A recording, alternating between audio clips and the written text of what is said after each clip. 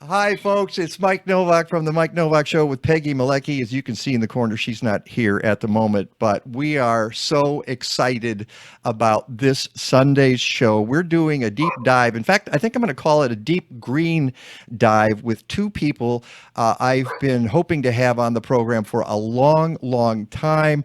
The woman at the bottom left is Suzanne Malec-McKenna, as you can see, she's the slayer of multidimensional challenges. However, she also used to be the director, actually commissioner of the Department of Environment at the city of Chicago.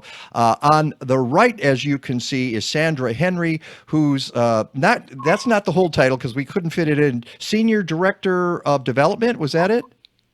Energy and sustainability. Senior Director of Energy and Sustainability You weren't at even close, Mike. Not even close. You're right, I wasn't. So this is what you can look forward to. Me stumbling over myself on Sunday while I have these two very important people because Sandra was Chief Sustainability Officer for the city of Chicago. She was Rahm Emanuel's final Chief Sustainability Officer. And the two of them and Peggy and I are going to talk about environmental matters in Chicago. We've just been having a conversation now. You can see Suzanne is ready to climb into the treehouse when she's done, right? With my Bellini. With your what? Right. Bellini. It's like a mimosa. We can have it. Okay. It's a Sunday show, isn't it, Mike? Can't we, I know what a mimosa is. I don't know what a Bellini is. Anyway, Okay. And they're going to bring their environmental expertise to the show and talk about what's good in Chicago about the environment, what's bad, what's in between, and how we can fix things. So I don't want to do all the talking here. Suzanne, we've talked about a lot of things: recycling, trees, birds, decarbonization. I'll get to you with that, Sandra. Electrification. But Yep. this is stuff that you did as the director of the Department of the Environment. Where I know you wrote a piece recently for the Sun Times, and you say that we're not really living up to the expectations of where we should Yeah. be. I just had to. I couldn't take it anymore. Yeah, I basically said, we're missing opportunities. My favorite saying is build capacity where good things are happening. There's so many good things happening in the city with smaller organizations, with community-based organizations, and with larger organizations like Elevate, and it seems like they're and it happens with every political change, new leadership where everything's got to be new and shiny. But I think that it loses the opportunity for already well established coalitions and a lot of really good thinking and ideas and work that's already underway.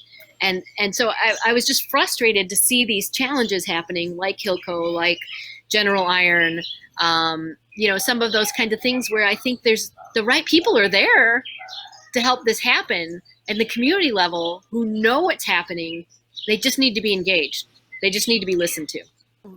In terms of engaging communities, I absolutely agree, Suzanne. The folks on the street, on the ground, know exactly what they need and what's happening, and they need to be engaged with the city. And I'm particularly excited to be involved with the Building Decarbonization Working Group for the City of Chicago, where we're aiming to connect everybody who should have a seat at the table to talk about what our decarb for building strategy should look like for Chicago. But I completely agree that I've been here long enough. I'm not a Chicago native. I've been here for 12 years, but I've had the pleasure to meet like so many folks that are civically engaged and excited about what's happening in Chicago and are very passionate about creating this, climate resilient, sustainable future. And I feel like the Building Decarb Working Group is just one of those amazing levers that we can utilize to bring folks into that conversation. So I'm hoping we can talk about that on Sunday. Well, we're not sure where the conversation is going to go. We're going to do this for 90 minutes, and I'm going to turn these two women loose to talk about. Man, you're in trouble, Mike. You're in so much trouble. I'm going to take my hands off the controls and just sit back. Okay, Ooh, that's good what luck I'm with going to that. do. And we'll talk about environmental justice, quality of life, maybe even the Calumet Willamette region. Maybe that'll come up. As I said before, definitely, you know me, recycling, the weed law and fining people for growing native plants, because that's still on the table. There's a lot of environmental issues, and you don't realize it because they don't make the headlines all the time. But Suzanne, there's a lot that goes on that affects people's lives in the environmental realm. Oh, air Every quality, day. water quality. Yeah, I mean, it's just Yeah. there's so much stuff, and we know there's only so much that's covered in the press, right? And Right. it's often on the surface.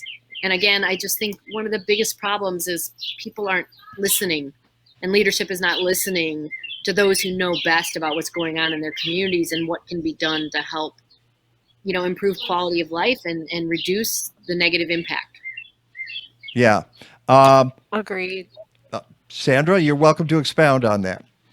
No, I just agree. I'm echoing everything she said because I have those conversations every day about like in community engagement and just reminding folks that we can't helicopter in with solutions. We need to partner with folks in the communities and ask them what they need and then say, Yep. how can we help you get that? All right. We could do the whole 90 minutes right now, but I'm going to Right. let folks know that they should watch the show this Sunday. Go to YouTube, subscribe to the Mike Nowak Show on YouTube. Join us, ask questions. We hope you're part of this conversation, and we will see you on Sunday. Peace. Have fun. Bye.